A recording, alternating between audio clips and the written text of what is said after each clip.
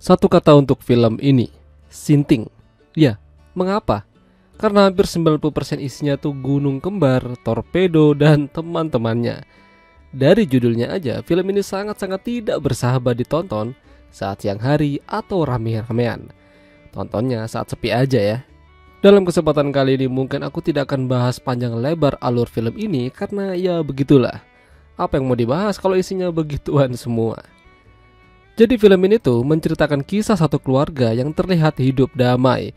Dari yang tua sampai yang muda ada di sana. Tapi yang menjadi bintang utamanya adalah pemuda ini yang bernama Romain. Usianya masih 18 tahun. Dia terlihat sangat susah sekali tersenyum apalagi kalau lagi foto bersama.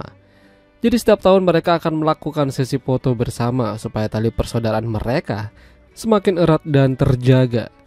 Selain Romain, ada kedua orang tuanya, kakaknya yang bernama Pierre, adik angkatnya yang bernama Mary, serta kakeknya yang sampai saat ini masih berdiri tegak. Rata-rata mereka terlihat senang dan bahagia, namun tidak bagi Romain. Mengapa? Ternyata alasannya sangat simpel. Dia belum pernah begituan, padahal usianya sudah menginjak usia dewasa. Mungkin kepalanya pening gara-gara tidak bisa mendapatkan kesempatan. Sampai-sampai dia melakukan hal konyol saat di sekolah. Saat jam pelajaran biologi, Romain malah asik olahraga tangan dan direkam menggunakan HP-nya. Alhasil dia ketahuan oleh gurunya dan dipanggillah orang tuanya. Ya, kala itu ibunya Romain yang datang ke sekolah. Kepala sekolah mengatakan kalau ternyata Romain melakukan ini tidak hanya sekali. Di HP-nya banyak rekaman atas kelakuan konyolnya tersebut. Tapi perkataan kepala sekolah itu nyatanya tidak membuat ibunya Romain sedih dan marah besar. Dia malah tersenyum kecil merasa kalau itu adalah hal yang lucu. Romain mendapatkan teguran dan tindakan skor selama 1 minggu lamanya. Romain akhirnya dibawa pulang namun ibunya tidak banyak berbicara. Ya mungkin dia ada rasa malu sedikit karena anaknya bertingkah seperti itu. Namun yang pasti ibunya pasti akan berbicara dengan ayahnya Romain atas kejadian hari ini. Apa yang terjadi pada Romain bukanlah tanpa alasan. Orang-orang di rumah sudah pernah melakukan begituan. Bahkan adik angkatnya aja juga punya pacar dan pastilah juga sudah. Dia kesal kapan dirinya bisa seperti mereka. Di samping itu, kakaknya juga lebih baik dari dia dalam hal akademi. Udah gitu diketahui dia juga punya gebetan yang cantik.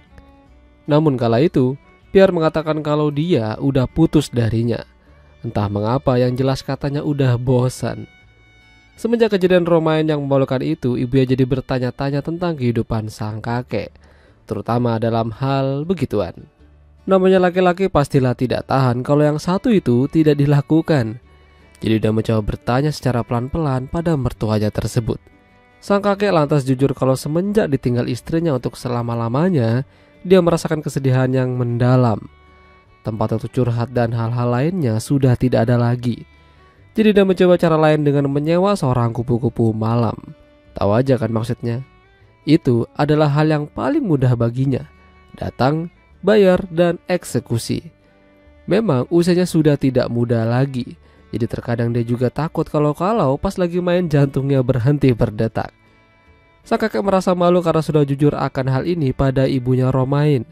Namun ibunya Romain malah menganggapnya itu adalah hal yang biasa dan maklum. Sementara ibunya Romain pergi bekerja, Romain dan kakeknya berduaan aja di rumah. Yang lain seperti Mary dan Pierre ternyata malah asik-asikan. Ada yang main di kebun, ada yang bertiga. Tahu aja kan maksudnya? Meskipun Romain seperti pemuda culun, dia memiliki wanita idaman bernama Coralie. Karena Romain masih dalam masa skors, jadi dia hanya bisa menemui Coralie saat di jalan. Dia memberanikan dirinya untuk mengajak Coralie jalan-jalan. Namun sayang kala itu Coralie menolak karena jam pelajaran akan segera dimulai. Ibu Romain dan suaminya malam itu sepakat akan berbicara pada anaknya masing-masing. Jadi sang ayah akan berbicara pada Romain dan ibunya akan berbicara pada Pierre. Ya, mereka hanya sekedar berbincang-bincang mengenai sekolah dan ada sedikit pertanyaan tentang begituan. Diketahui kalau Pierre sudah putus dari kekasihnya dan hal itu sangat membuat ibunya cemas. Padahal ibunya sudah setuju dan menyukai pacar Pierre. Namun keputusan Pierre sudah bulat. Dia kini punya kesenangan yang lain. Tidak lagi bersama perempuan, melainkan laki-laki. Ya, Pierre kini resmi mengungkapkan dirinya menjadi penganut komunitas pelangi. Sungguh disayangkan, tapi ibunya tidak marah dan seolah-olah itu bukanlah masalah yang besar. Sementara Romain dan ayahnya juga berbicara demikian. Salah satunya berbicara masalah yang terjadi di sekolahnya baru-baru ini. Ayahnya tidak marah, hanya saja Romain mungkin akan lebih baik jika dia menemukan pasangan. Romain menangis karena malu, tapi ayahnya hanya memberikan saran dan tidak marah. Hingga beberapa hari kemudian Romain kembali mencoba peruntungan pada Coralie, dan hasilnya dia berhasil. Ya, bahkan Coralie memberikan kecupan manis padanya. Romain mengajak Coralie ke rumahnya karena hari itu akan diadakan pesta ulang tahun kakeknya secara kecil-kecilan. Semua orang hadir, termasuk kekasihnya Mary. Di sela-sela pesta, Coralie memberitahukan pada Romain kalau dia siap kapanpun dia mau. Kalian tahu maksudnya? Ya, akhirnya Romain merasakan apa yang ingin ia rasakan. Dan itu adalah kali pertamanya. Jadi masih amatiran lah ya. Hingga akhirnya 1 tahun telah berlalu. Sang kakek meninggal dunia akibat serangan jantung saat lagi begituan. Kupu-kupu malam yang menjadi langganannya pun datang ke rumah. Namanya adalah Natalie. Dia datang ke sana ingin tahu di mana sang kakek tinggal, bagaimana kesehariannya, dan apa kesukaannya. Ibunya Romain menjelaskan kalau sang kakek suka merawat tanaman dengan baik. Tidak ada yang bisa melakukannya lebih baik dari dia. Tapi kali ini mungkin berbeda. Tidak ada lagi yang akan merawat bunga-bunga di taman. Tapi semua masalah pastilah ada jalan keluarnya.